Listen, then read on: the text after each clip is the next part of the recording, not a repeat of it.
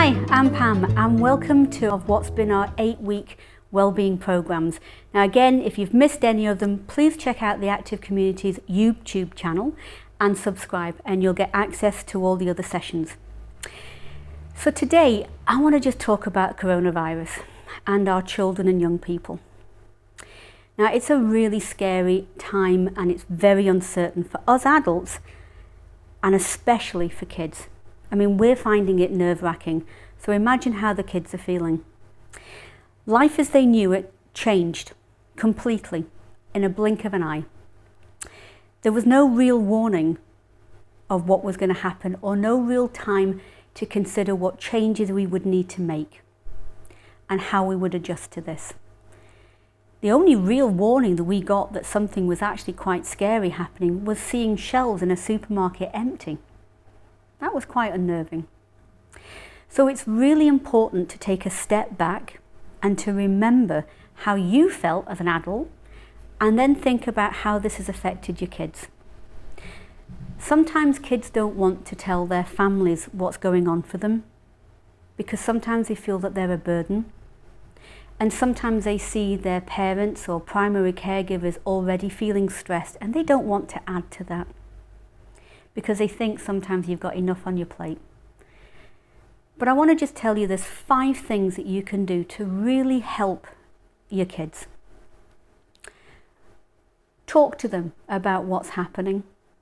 Find out how they're feeling, and if possible, limit the amount of coronavirus news updates that they access or how much they watch. And if they're going to watch it, watch them with you, so that you can talk through anything that they see that's upsetting or causes them anxiety. Sometimes, especially for smaller children, finding the right words to describe how they feel can be really difficult. So asking them to sometimes draw a picture or to choose an emoji can be really helpful for them. This is then where you can reassure them and tell them that it's okay to be worried about this. It doesn't mean that they're going to have a major anxiety syndrome at the end of this. It's natural at the moment for all of us to have worries about what's going to happen. The other thing you can do is to help them to really think about their feelings and their worries, especially around safety, and encourage them to find things to do that really help them feel safer, less anxious and less worried.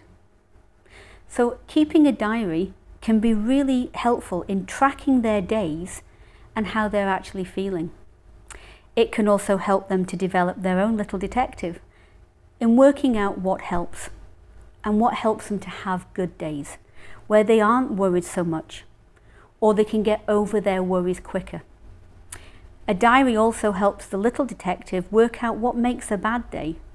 So for example, not having anything to do, not having a good night's sleep, maybe not eating properly.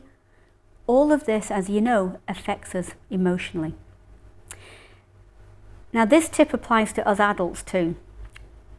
And tell them this will finish at some point.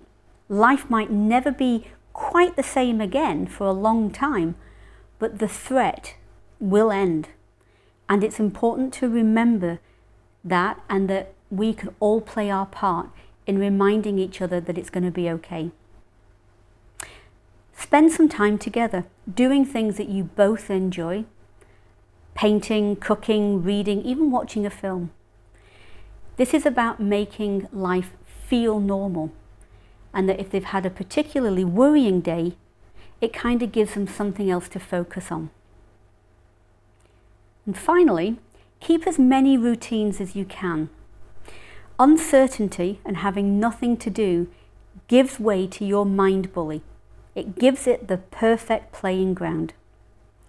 And it's when we don't have purpose that we start listening to all that negative, critical self-talk. So keep your mind busy and focus on what makes you feel good. Now, one thing that can be helpful to build together is what's called a soothing box.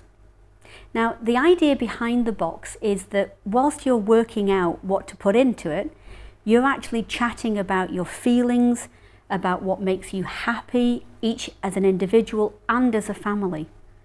And the box has in it things that soothe your emotions. They ground you and they make you feel relaxed and happy.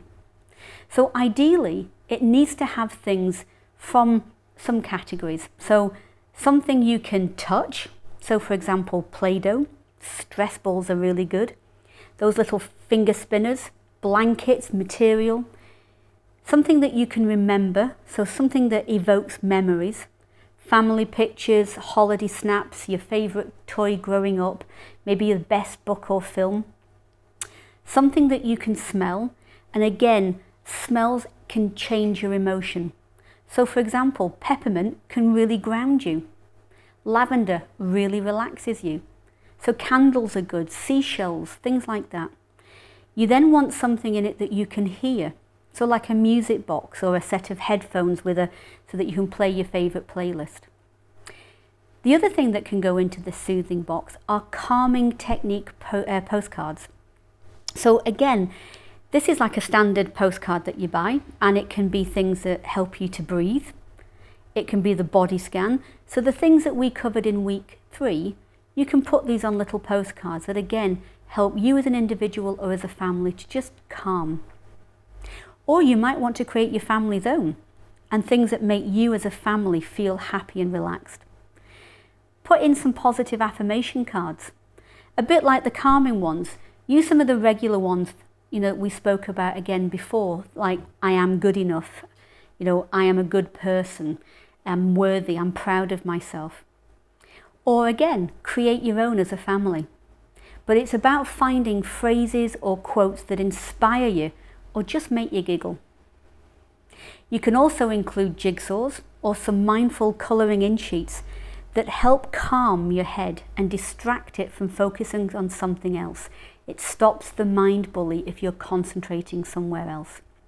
The bottom line in all of this is that we just get scared, and our kids do too.